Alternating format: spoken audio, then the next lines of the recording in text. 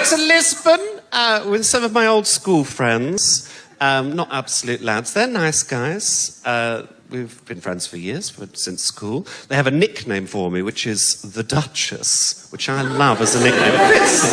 And they've created a whole backstory for the Duchess.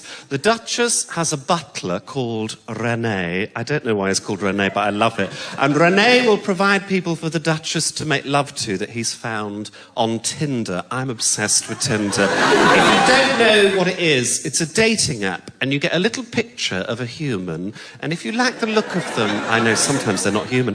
If you like the look of them, you swipe right. And if you don't, you swipe left, and you never hear from them again. Quite an abrupt way of measuring a human, I think. It wouldn't work in real life. You wouldn't walk round a bar going, no, that's a bit much.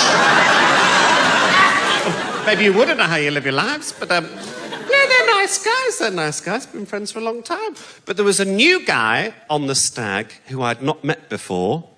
Johnny, in the TA.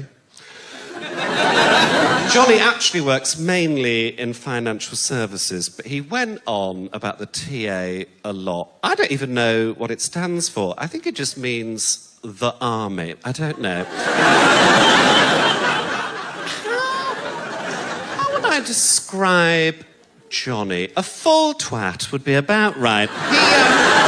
He'd met gay people before, he'd met straight people, but he'd not met anyone bisexual. I'm bisexual. I'm not sure if that was made clear to you at the door.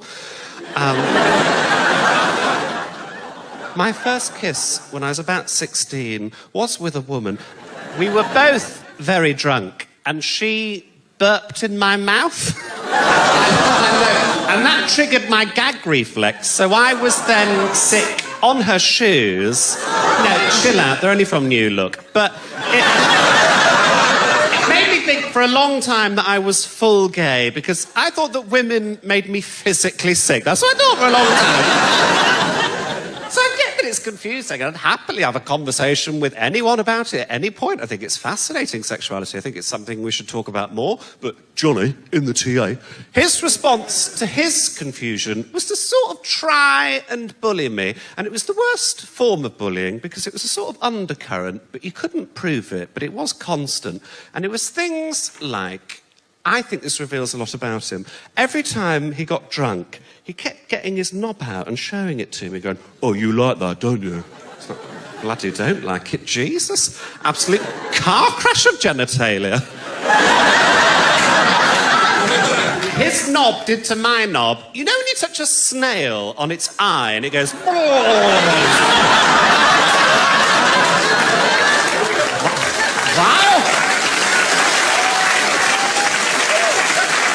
Turned it into a vagina. I told my mum that he kept getting his knob out, and she went, too much Afghanistan. What does that mean? That is a perfect quantity of Afghanistan, apparently. Oh, no more Afghanistan for me. I'm so full of Afghanistan. He was very hypersex, had a very high libido. I don't really. He had a really... This was bad, actually. We're in the centre of Lisbon, and this girl walked past us, and he leant over to me, and he was like, oh, she's fit, isn't she? I was like, she's clearly underage. He went, there's grass on the wicket, let's play cricket. People still saying that sort of thing. So to appease it, I made up my own rhyme. If you want to be a gent, get their consent. You know, just a fun one. Hashtag feminism. Yeah, so I didn't know what to do. Julie, in the TA, did not know what to do about him for a while. And then I thought, do you know what? I know exactly what to do about you. I'll be a bit silly with you. I find that works sometimes. So I said to him, I said, I don't like the name Johnny. I'm going to call you René. God knows how it worked, but he hated it. I managed it maximum 4 times. We're in a nightclub that evening, and a woman walked past us, and he leant over to me and he went, look at those great jugs. About a woman, it's the 21st century. The only time I've said, look at those great jugs, is in the glassware section of John Lewis. That's the only time that's acceptable now, I'm afraid. And I went, oh, yes, lovely jugs, René. And he grabbed me and he pulled me to one side and he went, right, let's get this sorted before the rest of the stag do continues. You've got 2 choices. We can be friends, or you can keep calling me Rene. I'll take route B, please, Rene. I didn't. I agreed to it reluctantly because I was trying to be diplomatic and we were sharing the same hostel together, lads. And he came out of the shower the one day and he had his body out, had a towel round him, and I spotted a tattoo on his hip there. And I don't have a problem with tattoos. I don't have any myself, but it was a quote.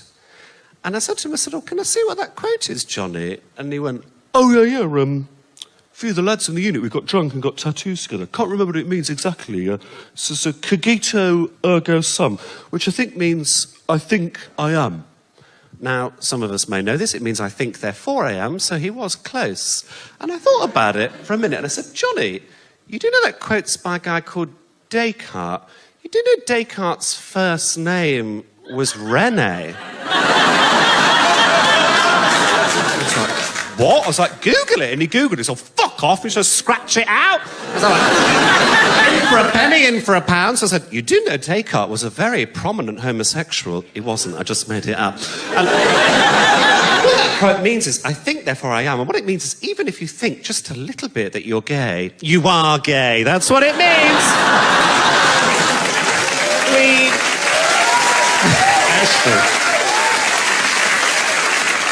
We are not friends. We are not friends. He found out I was doing stand-up about him. He was ever so upset. I said to him, because he rang me up, I said, don't worry, I've changed your name. They don't know you're called Peter. Thank you very much.